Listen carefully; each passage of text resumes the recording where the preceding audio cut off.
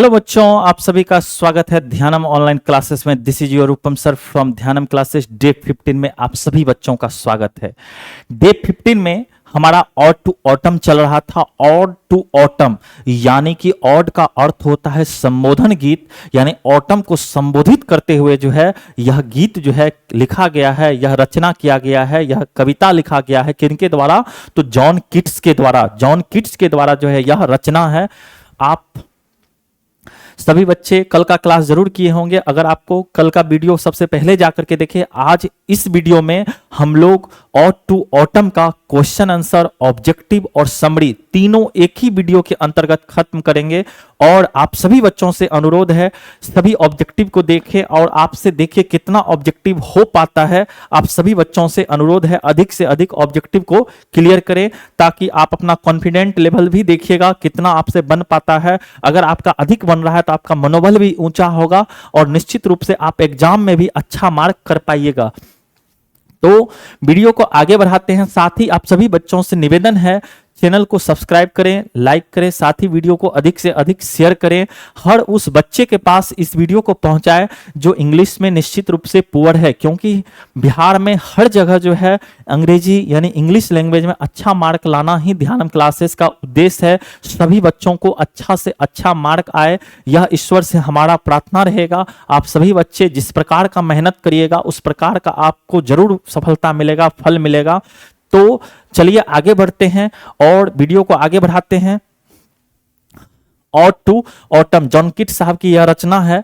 ध्यानपूर्वक देखिएगा। आज का जो मोटिवेशन है, अगर आप मेहनत करना सीख गए हैं, अगर आप मेहनत करना सीख गए हैं तो याद रखिएगा जीतना भी आप सीख जाइएगा। अगर आप मेहनत करना सीख चुके हैं तो जीतना भी आप सीख जाइएगा। यह बात ध्यान में रखिए बच्चों आप।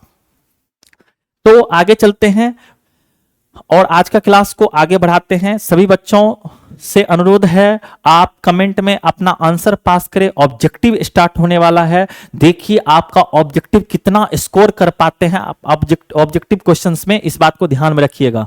तो ऑब्जेक्टिव टाइप क्वेश्चंस, ऑब्जेक्टिव ध्यानपूर्वक समझिएगा। एकदम कल का वीडियो आप लोग देखे हैं तो एकदम क्वेश्चन को देखते हैं गर्दा उड़ा दीजिए। आप लोग एकदम, हम जानते हैं आप लोग बहुत अधिक मेहनत करते हैं, तो आप अपना मेहनत का रंग कमेंट में दिखाइए और कमेंट में जरूर आप जो है टोटल क्वेश्चन का आंसर जो है ऑप्शन ए बी सी क्या होगा आप जरूर लिखिए। क्वेश्चन आंसर दे करके, क्वेश्चन नंबर दे करके आप उसका answer A B C D लिख सकते हैं। सभी बच्चों से अनुरोध है, आप लोग सभी बच्चे ध्यान से वीडियो को मिस ना करें। आपका बहुत कम समय में जो है इस टॉपिक का टोटल जो क्वेश्चन आंसर है, ऑब्जेक्टिव है, समरी है, यह सारा का सारा कंप्लीट हो जाएगा एक ही वीडियो में। ध्यानपूर्वक पहला क्वेश्चन देखिए, कहता है to bend with apples the mossed cottage tree is from. अब आपके एग्जाम में क्या करेगा बच्चों, जो एक पंक्ति दे देगा और पूछेगा यह कौन से कविता से लिया गया है, ऐसे करके दे देगा to bend with apples mossed cottage tree is from. और 2022 में देखिए क्वेश्चन पूछा गया है, कितना में, 2022 में, 2022 में यह क्वेश्चन पूछा गया। अगर आप ऐसा दे दे जो काई लगे हुए पौधे को भी जो है एप्पल से झुका दे, तो यह पंक्ति तो कल ही हम लोग पढ़े हैं, तो याद रखिएगा ऐसा क्वेश्चन तो आप लोग देखते ही बना दीजिएगा। Ode to autumn, ode to autumn से जो है यह पंक्ति जो है लिया गया है, टेकन किया गया है, यह बात ध्यान में रखिए। चलिए अगला क्वेश्चन नंबर 2 देखते हैं। क्वेश्चन नंबर 2 देखते हैं। John Keats was born in the dash. John Keats का जन्म जो है किस वर्ष हुआ था? तो आपको पता ही होगा 1795 में इनका जन्म हुआ था। कितना हुआ था? तो आप याद रखिएगा 1795 में इनका जन्म हुआ था और 1821 में इनका मृत्यु हुआ था। टोटल इनका जो जीवन काल रहा था 26 वर्ष का रहा था और इनकी मृत्यु टीबी के कारण यानी ट्यूबरक्लोसिस के कारण जो है इनकी मृत्यु हो गई थी। याद है बच्चों आप लोगों को? इनका जन्म याद रखिएगा 1795, इनका मृत्यु कब हुआ था? तो 1821। याद रखिए बच्चों, जैसे हो वैसे याद रखिए। एग्जाम में आपको अगर इस चैप्टर से क्वेश्चन आएगा तो नहीं छूटना चाहिए। इस बात को आप गांठ बांध ले। इस टॉपिक से अगर क्वेश्चन आए तो आपसे नहीं छूटना चाहिए। आप इस प्रकार का मेहनत कीजिए। चलिए बच्चों आगे चलते हैं। Question number 3। Question number 3। तो John Keats died in the dash year, यानी जॉन किट्स का जो मृत्यु हुआ था कब हुआ था, अभी तुरंत मैंने बताया था 1821, ऑप्शन नंबर ए, ऑप्शन नंबर ए, यानी जॉन किट्स साहब का जो मृत्यु हुआ था, याद रखिएगा बच्चों 1821 में इनका मृत्यु हुआ था, 1821 में जो है इनका मृत्यु जॉन किट्स साहब का जो है हुआ था। चलिए क्वेश्चन नंबर 4 देखते हैं, क्वेश्चन नंबर 4, कितना नंबर, क्वेश्चन नंबर 4। तो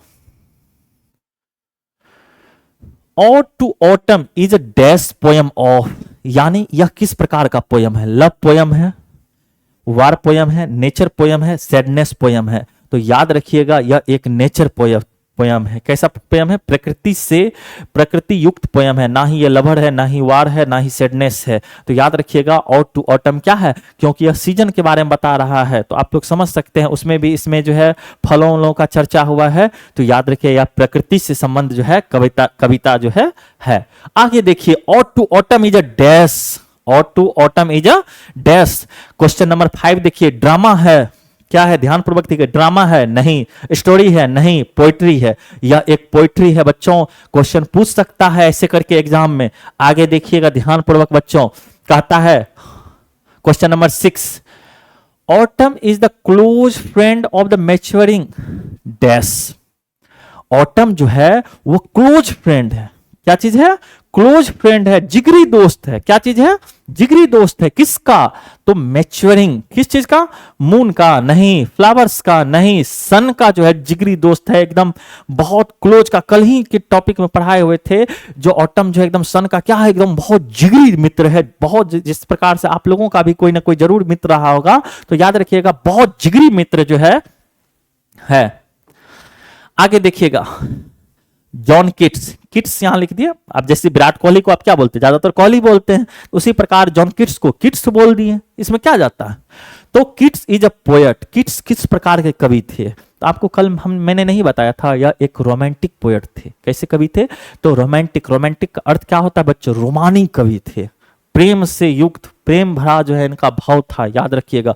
और कल मैंने ये भी बताया था इनके जीवन का अंतिम जो कविता है, अंतिम जो पोएट्री है वो ऑट टू ऑटम ही है बच्चों, याद रखिएगा। उसके बाद इनकी मृत्यु जो है 1821 में हो जाती है ट्यूबरकुलोसिस के कारण इनके। अब जब मृत्यु हो गया तो वह रचना कैसे करेंगे, ये चीज आप लोग बच्चों सोच सकते हैं, ठीक है। आगे चलिए, कहता है autumn is a dash, autumn is a season of मेलो। ऑटम जो है वह सीजन किस चीज का, मेलो का अर्थ बताए थे टेस्ट, यानी ऐसा फल जो स्वाद में मीठा हो बहुत ज्यादा, और क्या चीज हो, पका हो। और यहां पे देखिएगा आपसे गलती क्या हो जाएगा, यहां पे थोड़ा सा इस क्वेश्चन को ध्यान पूर्वक देखिएगा, autumn is a season of मेलो, मेलो का अर्थ समझ गए। अब ध्यान पूर्वक देखिए, फ्रूटलेसनेस, अब यहां जल्दबाजी में आप गलती कर बैठिएगा, इसमें जो है ऑप्शन मार दीजिएगा, ये आपका गलत है। नो विंड्स, नो जो sounds of the birds, fruitfulness. अब यहां पे जल्दीबाजी में इसी दोनों में आप कंफ्यूजन हो जाइएगा, और एग्जामिनर अगर चाहेगा तो इसी प्रकार का क्वेश्चन बनाएगा, अगर मैं रहूंगा तो मैं भी इसी प्रकार का क्वेश्चन बनाऊंगा, ताकि स्टूडेंट गलती कर बैठे, क्योंकि वह केयरफुली उसने पढ़ा नहीं, शुरू में देखा एकदम सर्कल कर देगा तुरंत, ठीक है। इस चीज को ध्यान में रखिए, ये आपका गलत है, ऑप्शन नंबर डी जो है आपका राइट है, ऑप्शन नंबर डी जो है आपका राइट है बच्चों। आगे चलिए, Keats calls season of mists and mellow fruitfulness to. Keats किसे जो है सीजन ऑफ मिस्ट्स कहते हैं, मेलो फ्रूटफुलनेस कहते हैं, किसे कहते हैं, कौन से सीजन को कहते हैं, किस चीज को कहते हैं, तो ऑटम को। हाँ, तो पहला ऑप्शन नंबर ए ही आपका राइट है बच्चों, ऑप्शन नंबर ए ही आपका राइट है। आप स्क्रीनशॉट लेते चले बच्चों, इससे पहले भी वाला भी आप ले सकते हैं, मैं एक बार फिर से दिखा देता हूं। तो यहां देखिए first number, question number first आप ले सकते हैं, ठीक है। आगे देखिए क्वेश्चन नंबर सेकेंड लीजिए, क्वेश्चन नंबर थर्ड स्क्रीनशॉट लेते चलिए बच्चों, क्वेश्चन नंबर 4 लेते चलिए, क्वेश्चन नंबर 5 लेते चलिए, क्वेश्चन नंबर 6 ले लीजिए, क्वेश्चन नंबर 7 ले लीजिए, क्वेश्चन नंबर 8 ले सकते हैं, क्वेश्चन नंबर 9 ले लीजिए, क्वेश्चन नंबर 10, क्वेश्चन नंबर 10 देखिएगा ध्यान से। Ode to autumn consists of, ode to autumn में कंसिस्ट है कितना स्टेंजा, 4 स्टेंजा नहीं, 3 स्टेंजा, हाँ। और स्टेंजा का अर्थ होता है बच्चों छंद, इसमें 3 छंद है। कितने छंद हैं?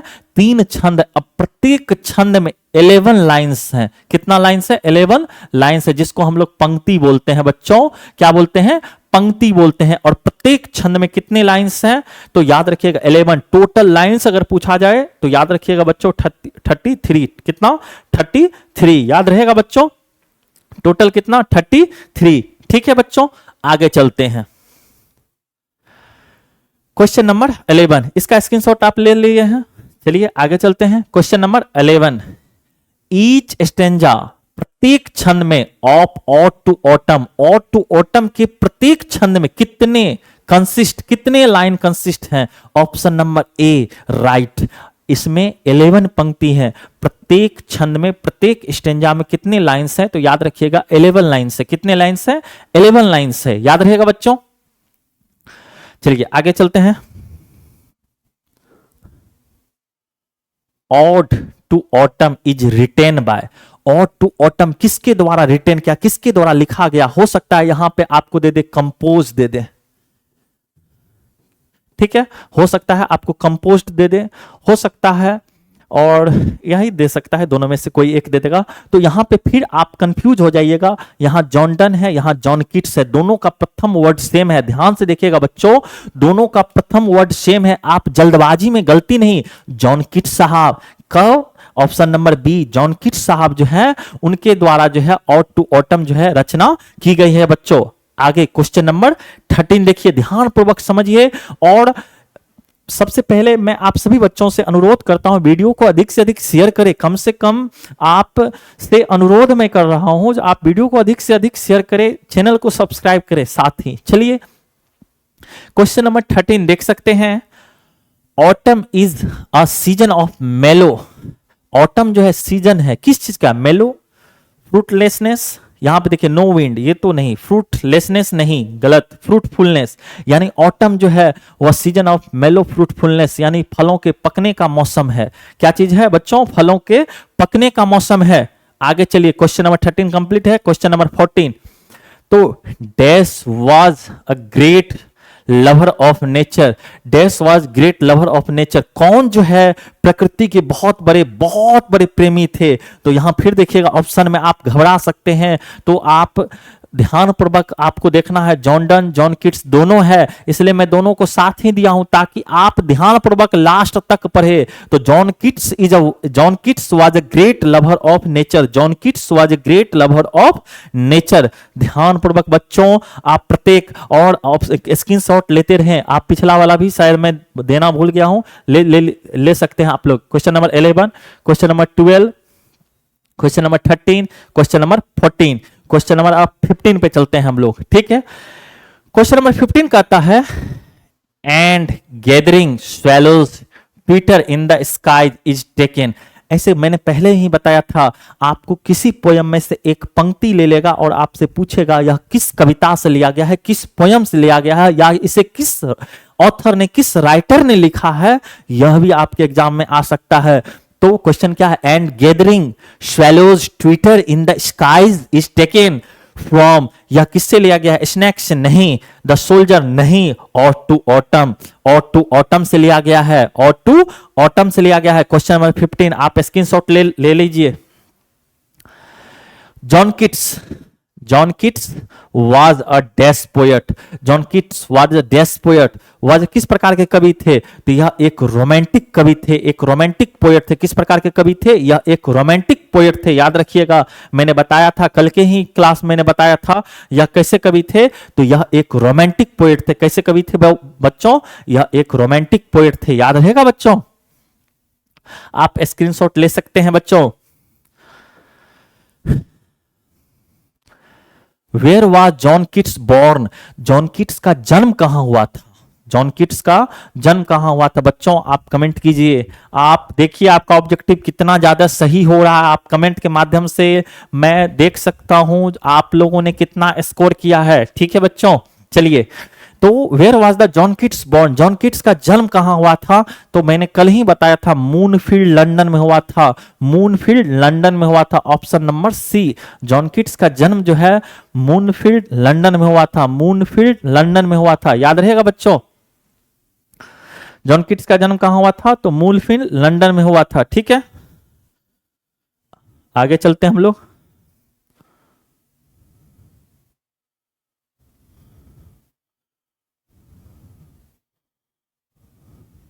आप लोग स्क्रीनशॉट ले लिए होंगे। एक सेकेंड रुकिएगा बच्चों।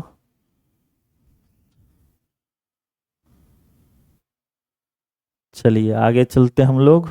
क्वेश्चन नंबर 16 हो चुका था, 17 भी हो चुका था, 18 पे चलिए। क्वेश्चन नंबर 18 को ध्यानपूर्वक देखिए।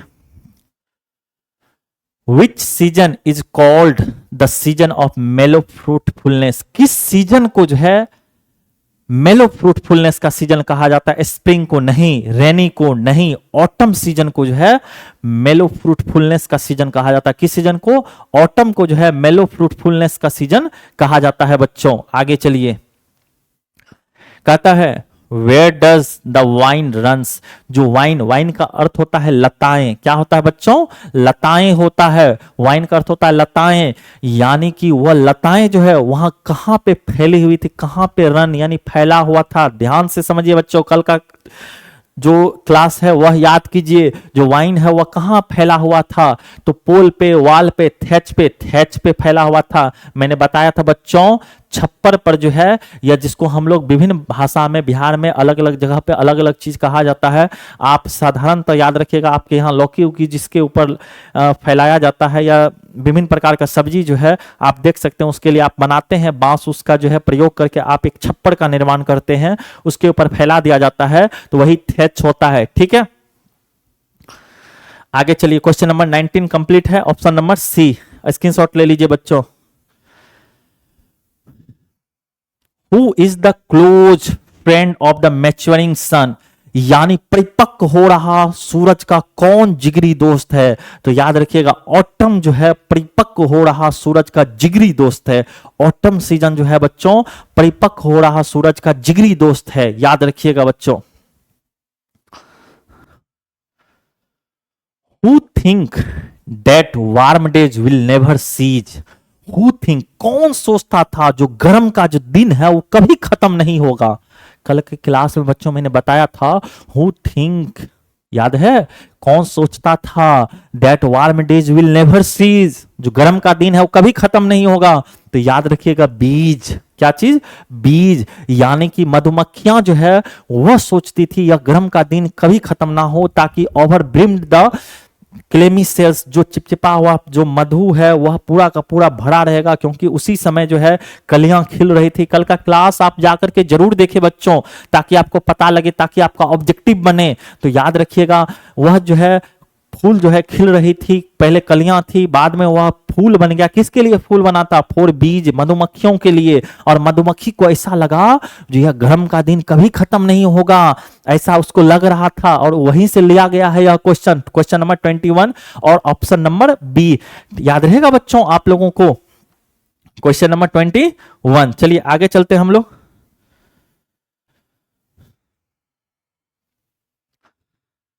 कहता है where has the crops been stored? यानी क्रॉप को कहां स्टोर किया गया था, कहां जमा किया गया था? तो ऑप्शन नंबर ए, ग्रेनरी फ्लोर पे। किस पे? तो ग्रेनरी फ्लोर पे जो है स्टोर किया गया था। इतना आसान क्वेश्चन है, ध्यान से आप कमेंट कीजिए ना। आपका मैं देख रहा हूं, आप लोग कमेंट ध्यान पूर्वक कीजिए, आपका पता लगेगा स्कोर। आप लिखिएगा ना, जितना आप टाइपिंग कीजिएगा, चैटिंग पे ध्यान देते उतना ज्यादा जो है आप कमेंट पर ध्यान देके आप क्वेश्चन का आंसर दीजिए ना, आपको अत्यधिक याद होगा।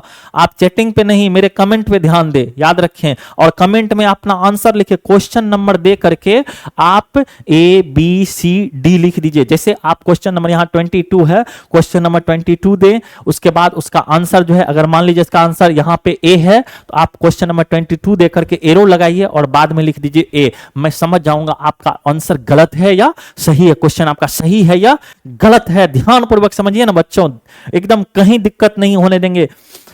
आपसे मैं वादा करता हूं आप वीडियो में सिर्फ बने रहे, भूचाल ला देंगे, याद रखिएगा बच्चों।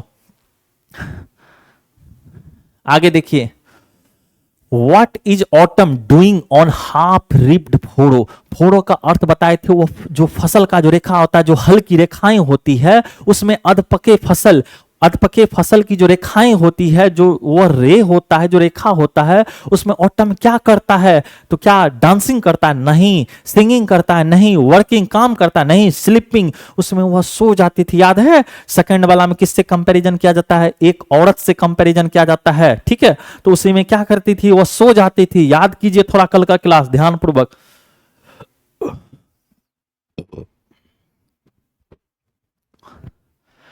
ऑप्शन नंबर डी आप स्क्रीनशॉट लेते चलें। आगे चलिए, कहता है Lamia and Hyperion are written by, most important question पूछा जा सकता है। लेमिया और हाइपेरियन किसके द्वारा लिखा गया था? तो याद रखिएगा यह जॉन किट्स के द्वारा जो है लिखा गया था। यह दोनों याद रख लीजिएगा, एकदम दिमाग में ठोक लीजिएगा। लेमिया और Hyperion are written by John Keats, याद रहेगा बच्चों। आगे चलिए, एकदम option number C, question number 24 का ऑप्शन नंबर सी, स्क्रीनशॉट लीजिए बच्चों। आगे देखिएगा, which is the nation bird of England, यहां पे नेशनल कर लीजिएगा, national bird of England. England का राष्ट्रीय पक्षी क्या है? मैंने कल ही बताया था ना, रॉबिन चिड़िया, रॉबिन पक्षी। अब देख लीजिएगा, robin. Option number D, England का अगर राष्ट्रीय पक्षी पूछ दिया जाए बच्चों तो याद रहेगा रॉबिन। क्या चीज? रॉबिन। याद रखिएगा, एकदम ध्यानपूर्वक, क्लास में ही आपको दिमाग में ठोक देंगे ऑब्जेक्टिव। एक ऑब्जेक्टिव आपका बाहर नहीं जा सकता एग्जाम में। क्लियर है बच्चों? आगे चलिए, क्वेश्चन नंबर 26 कहता है the watchest the last oozing hours by hour is from, यानी कि यह पंक्ति लिखा रहेगा, कह रहा है thou watchest the last oozing hours by hour, उस रिश्ते हुए वो जो साइडर प्रेस है, याद कीजिए कल का क्लास, याद कीजिएगा। तुम देखती रहती हो अंतिम बूंद तक को रिश्ते हुए घंटों घंटों तुम देखती रहती हो। यह पंक्ति किस कविता से लिया गया है? तो ऑटम से, सॉन्ग ऑफ माई सेल्फ का नहीं है, एपिताफ नहीं है, स्नैक नहीं है, तो कौन सा है? Option number C. आप स्क्रीनशॉट लेते चलिए, आप अपना नोट्स बनाइए, ठीक है बच्चों। आगे क्वेश्चन नंबर 26, क्वेश्चन नंबर 27 देखिए, कहता है John Keats died of, John Keats का मृत्यु हुआ था फीवर से, नहीं बच्चों। ब्लड कैंसर नहीं बच्चों। जॉन्डिस नहीं बच्चों। ट्यूबरक्लोसिस, इनकी मृत्यु जो है वह जो है 1821 में, कितना बच्चों? फिर से याद कीजिए, 1821 में इनकी मृत्यु हो जाती है, याद रखिएगा। और किस कारण से होती है? टीबी के कारण। टीबी को ही हम लोग ट्यूबरक्लोसिस कहते हैं, याद रहेगा बच्चों। टीबी के कारण इनकी मृत्यु हो जाती है, ठीक है। आगे देखिएगा,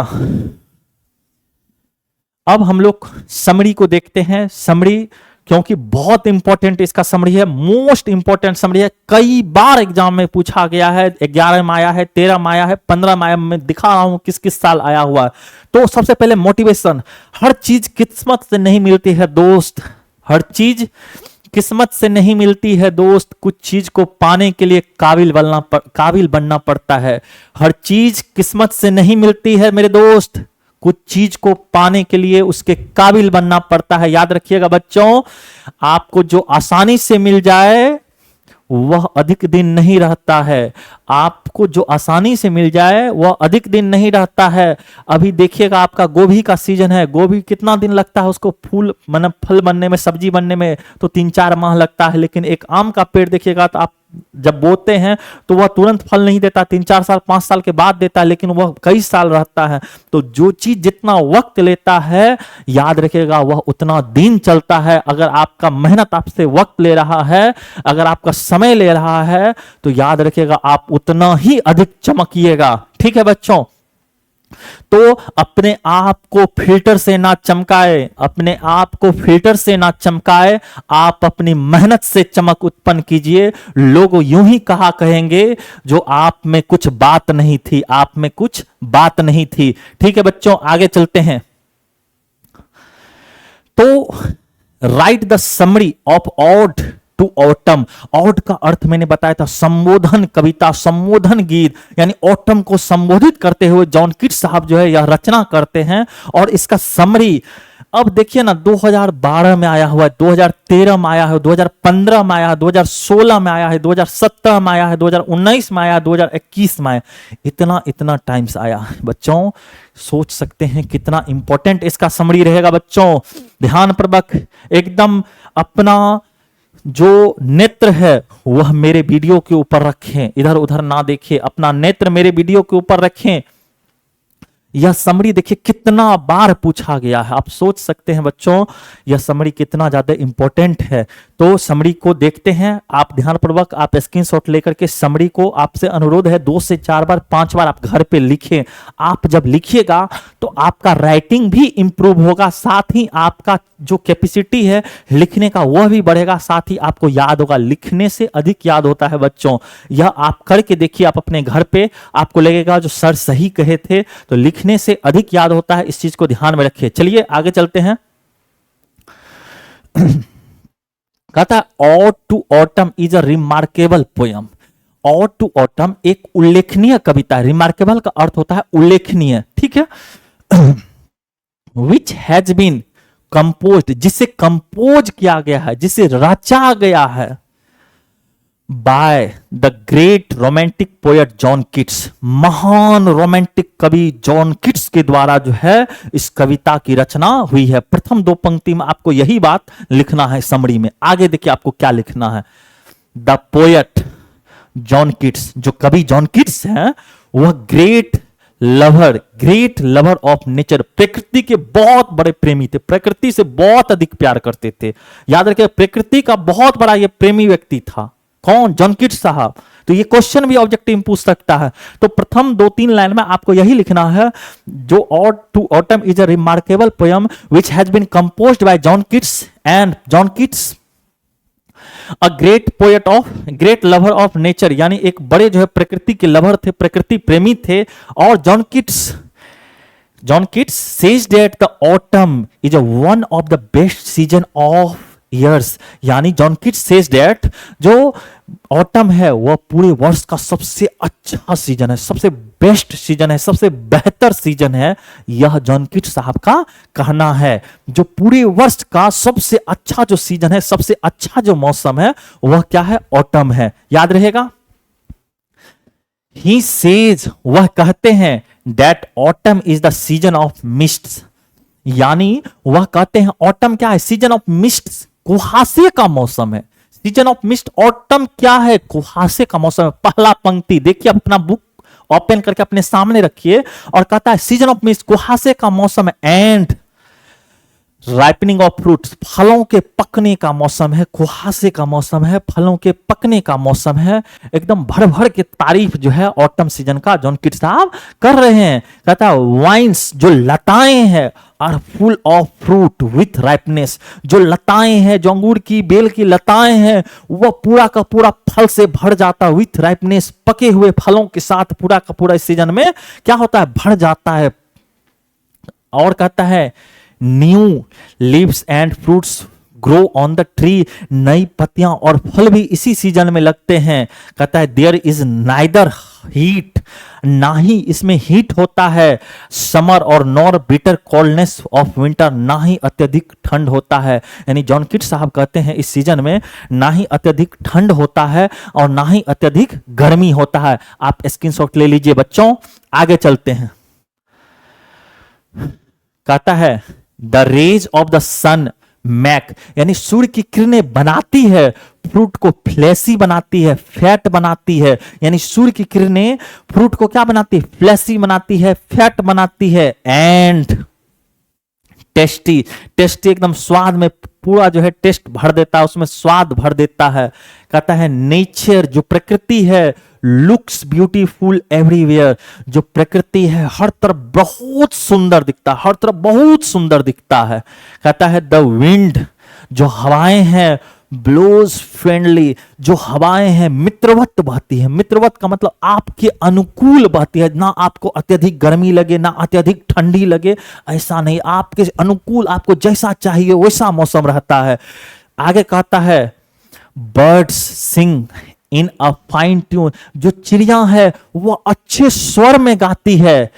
people are happy in this season, लोग इस मौसम में बहुत खुश रहते हैं। लोग इस मौसम में बहुत खुश रहते हैं। They can do their work, वे उन अपना काम जो है करते हैं। इजिली इन दिस सीजन, इस मौसम में बहुत आसानी से वह अपना काम करते, बहुत मतलब हल्के वे में आसान तरीके से वह अपना इस सीजन में काम करते हैं। 10 हालांकि द पोएट सेज दैट, कवि कहते हैं autumn is a very pleasant season, autumn क्या है, बहुत ही सुहावना मौसम है। ऑटम क्या है, बहुत ही सुहावना मौसम है। This season makes a man happy and active, यह सीजन, यह मौसम आदमी को बनाता है हैप्पी एंड एक्टिव। पूरा का पूरा जो है इस मौसम में लोग खुश रहते हैं और सक्रिय रहते हैं, एक्टिव रहते हैं। चलिए आज इस समरी को आप लोग स्क्रीनशॉट लीजिए और अब हम लोग बढ़ते हैं क्वेश्चन आंसर की ओर। किस और क्वेश्चन आंसर किया। और आपके बुक में कुल क्वेश्चन 5 इसमें क्वेश्चन है जो आपके एग्जाम में आ सकता है। जो आपके बुक में दिया गया है उसको हम लोग देखते हैं क्या कहता है। हर एक क्वेश्चन को बेहतरीन ढंग से समझेंगे ताकि आप आसानी से आसानी, और बहुत मेरा एक खासियत है, मैं बहुत कम शब्दों का प्रयोग करता हूं ताकि आप एग्जाम में लिखिएगा और उससे 100% एकदम मार्क आएगा। तो आपको याद भी आसानी से हो जाएगा, आपका मार्क भी नहीं कटेगा। इस प्रकार से बहुत कम शब्द का प्रयोग करके मैं आंसर जो है लिखता हूं। चलिए आगे चलते हैं, आप स्क्रीनशॉट ले सकते हैं। तो पहला क्वेश्चन देखिए, पहला क्या कर रहा है, answer the following questions briefly, यानी निम्नलिखित प्रश्नों के संक्षिप्त में उत्तर दे। निम्नलिखित प्रश्नों के संक्षिप्त में उत्तर दे। चलिए, who are depicted as friend in the first 2 line, यानी किसे डिपिक्ट किया गया, किसे दर्शाया गया है। प्रथम 2 पंक्ति में किसे एक मित्र के जैसा दर्शाया गया है, यह क्वेश्चन में पूछा जा रहा है। Who are depicted as a friend in first 2 line, प्रथम 2 पंक्ति में किसे मित्र के जैसा दर्शाया गया है, यह क्वेश्चन आपसे पूछा जा रहा है। तो याद रखिएगा, the season of mist and the maturing sun, यानी कुहासे के मौसम और परिपक्व हो रहा जो सूरज है, are depicted as a friend in the first 2 lines, यानी परिपक्व हो रहा सूरज और सीजन ऑफ मिस्ट, कुहासे के मौसम को प्रथम 2 पंक्ति में जो है दिखाया गया है। दोस्तों चलिए आगे चलते हैं। क्वेश्चन आप स्क्रीनशॉट ले सकते हैं बच्चों।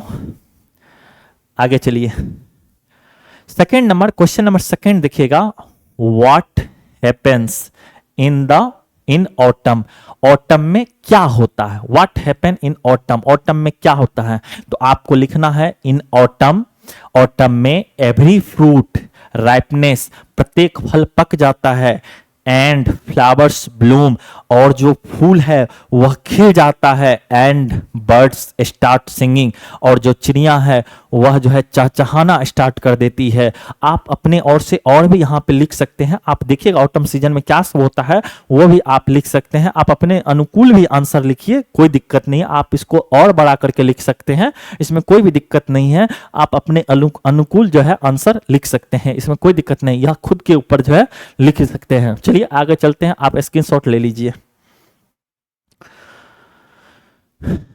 क्वेश्चन नंबर 3 देखिए, कहता है in what sense does the sun conspire with autumn, कहता है in what sense does sun conspire with autumn, यानी सन जो है ऑटम से किस भाव में, किस अर्थ में योजना करता है। यानी ध्यान से क्वेश्चन पूछा जा रहा है, इन व्हाट सेंस, किस अर्थ में, किस भाव में, does the sun conspire with autumn, किस भाव में जो है सन जो है ऑटम से कंस्पायर करता है, योजना बनाता है। तो देखिए आंसर आपको क्या लिखना है, the sun conspires with autumn, जो सन है वह ऑटम से, ऑटम के साथ योजना बनाता है, टू लोड, लोड कर देंगे ट्रीज पे, फल यानी पेड़ पर, विथ फ्रूट्स यानी पेड़ को जो है फलों से लाद देंगे।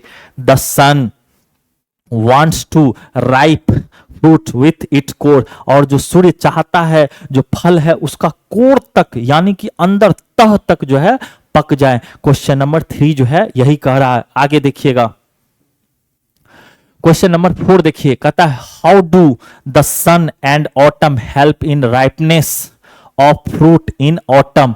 कहता है हाउ डू सन, यानी सन जो है ऑटम को कैसे मदद करता है। हाउ डू सन, यानी ध्यानपूर्वक से, how do sun and autumn help in ripeness fruit in autumn, यानी सन और ऑटम के सीजन में फलों को कैसे पकाने में मदद करते हैं, यह क्वेश्चन पूछा जा रहा है। तो आपको लिखना है द सन एंड ऑटम, जो सूर्य है और ऑटम है, मेक फ्रूट्स, फल को बनाते हैं, फ्लेसी एंड फैट, यानी सन और ऑटम जो है वह फलों को क्या बनाता है, fleshy and fat. In this way, इस वे में, इस तरीके से, they help in the ripeness of the fruit, वह फलों को पकाने में मदद करते हैं, एंड इन ऑटम, यानी ऑटम में। ठीक है बच्चों, आप स्क्रीनशॉट ले सकते हैं। क्वेश्चन नंबर 4 क्लियर है, आगे चलिए। क्वेश्चन नंबर 5 देखिएगा, how are autumn and summer related to spring, यानी ध्यान समझिए, ऑटम और समर स्प्रिंग से कैसे संबंध रखते हैं, कैसे संबंध रखते हैं। तो याद रखिएगा, ऑटम एंड समर, ऑटम और summer are related to spring, संबंध रखते हैं, क्योंकि because spring comes before the summer, जो स्प्रिंग है वह समर से पहले आता है। सीजन, स्प्रिंग समर सीजन जो है वह उससे पहले क्या चीज आता है, स्प्रिंग आता है। Spring comes before the summer season, गर्मी से पहले आता है। But autumn comes after, autumn आता है डिपार्चर द समर सीजन, यानी जो गर्मी का सीजन है उस गुजर जाने के बाद जो है ऑटम सीजन जो है आता है। ठीक है बच्चों, आज का क्लास खत्म हुआ, आप स्क्रीनशॉट ले लीजिए। ठीक है बच्चों, आगे चलिए, आप स्क्रीनशॉट ले लीजिए। आपसे विनती है, आपसे अनुरोध है, आप वीडियो को अधिक से अधिक शेयर करें, साथ ही लाइक करें, सब्सक्राइब करें, साथ ही अपने मेहनत के ऊपर और समय, अपने स्टडी के ऊपर और समय दें, या आप ध्यानपूर्वक समझें। धन्यवाद, अपने ऊपर समय बढ़ाएं।